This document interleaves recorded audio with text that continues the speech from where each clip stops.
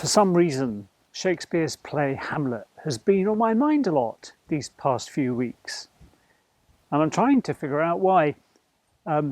It's a play I studied closely because it was a set topic for both O levels at 16 and A levels at 18. And I remember that somewhere in the process of studying it, I went from being the reluctant schoolboy.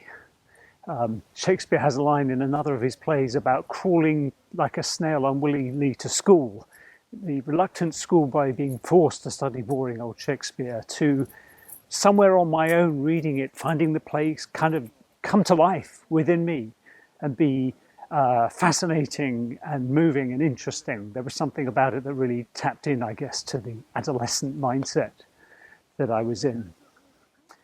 It's a play about the gaps between surface appearance and reality, between being, as we would say these days, performative, articulating a certain set of views and presenting a face to the world that's not really consistent with who we are inside. One of the characters, Polonius, an elder statesman at the Danish court, has this marvellous speech often quoted in which he's giving wise advice to his son Laertes, who's off to Paris, I think, to study philosophy or something like that. It has lines like, neither a borrower nor a lender be, and then the payoff of all is, this above all, to thine own self be true, thou canst not then be false to any man, or something like that.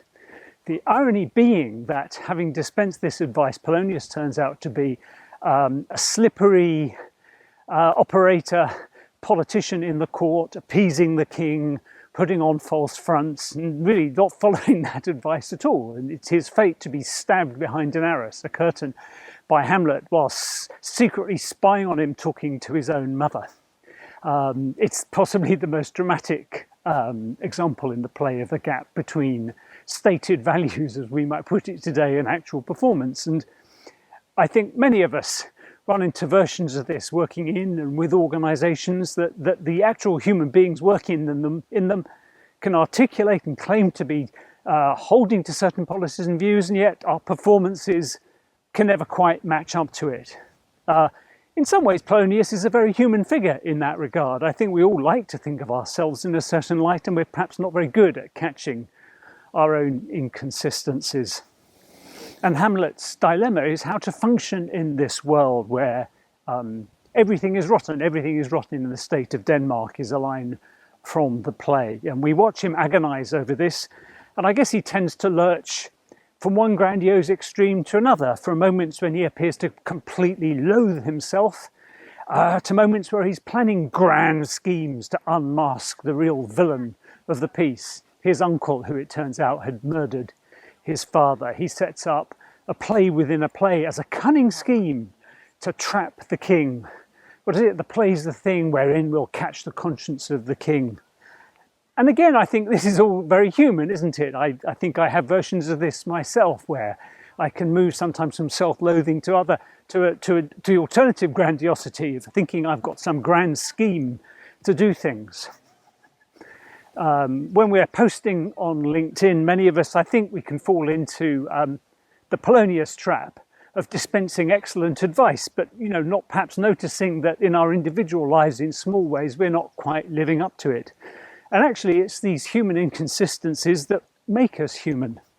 And perhaps my interim conclusion from this little reverie is that Shakespeare was writing a grand tragedy, so of course it ends in a very grand way.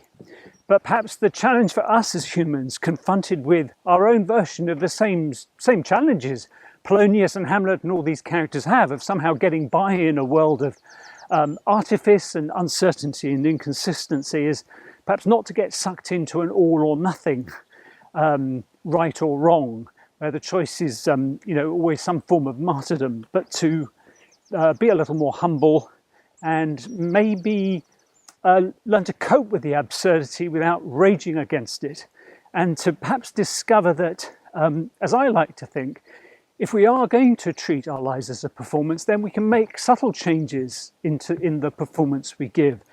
And perhaps instead of getting stuck in very deep philosophical questions about morality or the impact that we may have on an uncertain world, we might then focus on what's actually satisfying to us moment by moment. And I think that's the thread that I'm more inclined to follow.